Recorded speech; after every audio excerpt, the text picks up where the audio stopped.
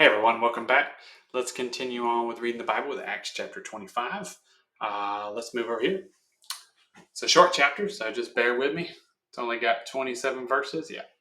So I'm going to put you a big old boots right there and let's get started. 3 days after arriving in the province, Festus went up to Caesarea to Jerusalem. When the chief priests of the Jewish leaders appeared before him and presented the charges against Paul, they requested Festus as a favor to them to have Paul transferred to Jerusalem, for they were planning on ambushing to kill him along the way. Festus answered, "Paul is being held in Caesarea, and I myself am going there soon. Let some of your leaders come with me, and the man has done nothing wrong. They can press charges against him there." After spending 8 or 10 days with them, Festus went down to Caesarea. The next day he convened the courts in order that Paul be brought before them. When Paul came in, the Jews who had come down to Caesarea stood around him. They brought many serious charges against him, but they could not prove them. Then Paul made his defense. "I have done nothing wrong against the Jewish law, or against the temple, or against Caesar." Festus, wishing to do the Jews a favor, said to Paul, "Are you willing to go up to Jerusalem and stand in trial before me before there on these charges?" Paul answered, "I am not standing before Caesar's court where I ought to be tried. I have not done any wrong to the Jews, and yourself know very well. However, if I'm guilty of doing anything deserving death, I do not refuse to die, but if the charge brought against me is by the Jews are not true, no one has the right to hand me over to them. I appeal to Caesar." After Festus has conferred with his council, he declared, "You have appealed to Caesar you shall go." A few days later, King Agrippa and Bernice arrived in Caesarea to pay their respects to Festus. Since they were spending many days there, Festus discussed Paul's case with the king. He said, "There is a man from whom Felix left as a prisoner. When I went to Jerusalem, the chief priests and the elders of the Jews brought charges against him and asked that he be condemned. I told them that it is not the Roman custom to hand over anyone before they have faced their accusers and have opportunity to defend themselves against these charges.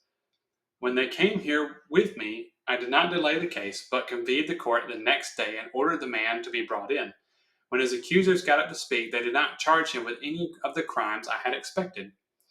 Instead, they had some point of dispute with him about their own religion and about the dead man named Jesus who Paul claimed was alive. I was at a loss how to investigate such matters, so asked if he would be willing to go to Jerusalem and stand trial there on these charges. But when Paul made his appeal to be held up to the emperor's decision, I ordered him and held him until I can send him to Caesar. Then Agrippa said to Festus, "I would like to hear this man myself," he replied. "Tomorrow you will hear him." The next day, Agrippa and Bernice came to the great pomp and entered the audience room with the high-ranking military officer and the prominent men of the city. At the command of Festus, Paul was brought in. Festus said, "King Agrippa, and all who are present with us, you see this man whose the whole Jewish community has petitioned me about him in Jerusalem and here in Caesarea, shouting that we ought not let him live any longer. I have found he has done nothing deserving of death, but because he made his appeal to the emperor, I decided to send him to Rome. But I have nothing definite to write to his majesty about him. Therefore, I have brought him before all of you, and especially before you, King Agrippa, so that as a result of the investigation, I have something to write. For I think it is unreasonable to send a prisoner to Rome without any specifying the charges against him." Here we go. All right. Well, we see that the Jews don't have a case against him. They just don't like him, just like they didn't like Jesus. And back in those times, the best way to get rid of somebody is to put false claims against them to try to get Rome to kill them, because it's against the Jewish religion to kill anyone. So there was a lot of corruption back then, and then there was a lot of good Pharisees and Sadducees back then. There was a lot of good ones, but corruption is corruption. So Paul's going to go to Rome. So find out what happens up next. We only got a few more chapters left.